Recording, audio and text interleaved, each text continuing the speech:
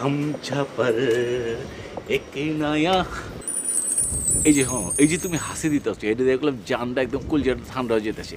আমি চাই কি জানো ইউ সবসময় হাসবা আমি দেখবো এই যে ইংরেজি ভাষায় যেটা কয় ইউ লাফিং আই দেখি ইউ লাফিং আই দেখি শোনো জান আমার কি মনে হতে জানো তোমার যদি বিয়েটা না করতাম আমি আমার জিন্দগি তো তামাতামা হয়ে যেত তোমার জিন্দেগি এখন আরো সফল করে তুলবো এটা কি আপনি তোমার মনে আছে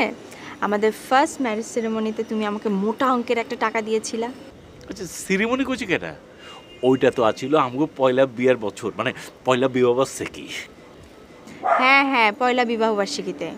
তো সমস্যা কি টাকা লাগবো টাকা লাগলে কম দিয়ে দেবো নি আরে না ধুরো টাকা লাগবে না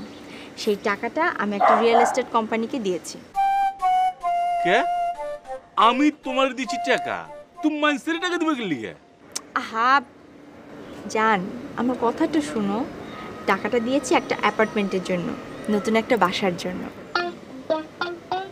নতুন বাসা মানে হ্যাঁ নতুন বাসা নতুন ঠিকানা আর প্রতি মাসে তুমি আমাকে যেই সংসার খরচের জন্য টাকা দিতে না আচ্ছা আমার তো 5খানা আড়ত আছে ছোটোখাটো অন্য অন্য ব্যবসা আছে তোমার কি করছি যে একখান আড়তে যত টাকা আছে তুমি লয়ে নেবে তোমার হাত খরচের লেগে কেন আরো লাগবো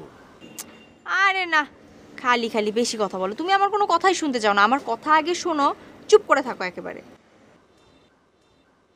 যেই মাসের টাকাটা তুমি আমাকে দিতা না ওই টাকাটা দিয়ে আমি অ্যাপার্টমেন্টের কিস্তি শোধ করতাম মানে গত 3 বছর চালিয়েছি এখন কিস্তি শেষ হয়ে গেছে আগামী সপ্তাহে অ্যাপার্টমেন্ট আমি বুঝে পাবো ও এখন বুঝছি তাতে ভালো হয়েছে ঘটনা হচ্ছে কি যে অ্যাপার্টমেন্ট মানে এই টাকা বসে তো তোমার তাহলে ওই যে অ্যাপার্টমেন্টও তোমার তুমি বাড়া লেবা সুন্দর হয়েছে না তাতে হ্যাঁ না ওই অ্যাপার্টমেন্টে আমরা থাকবো মানে মানে গুলশানের ওই অ্যাপার্টমেন্টে আগামী সপ্তাহে আমরা উঠবো এসব তুমি কি করতেছ মানে আমি এই যে পুরান ডাকে এইসব এই সুন্দর এরকম বাসা বুড়ি ছাইরা আমি মানে হারা জীবনের লিগে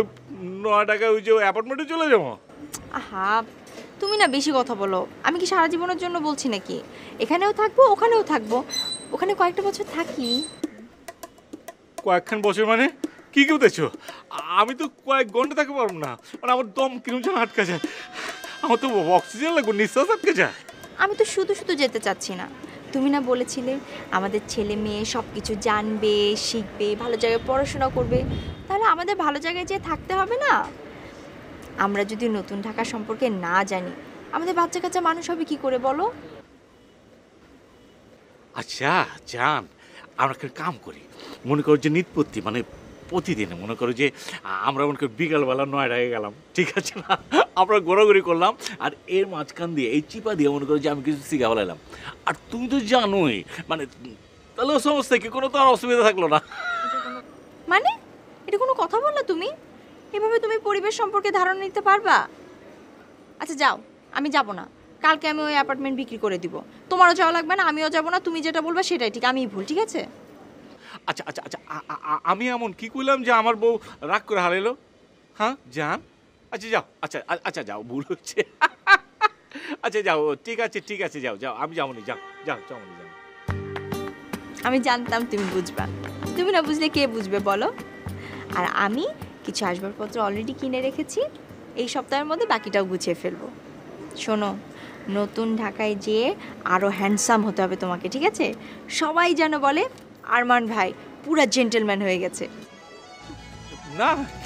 তা তো অবশ্যই অবশ্যই মানে অহন থেকে হলো আরমান ভাইদের জেন্টলম্যান তাই না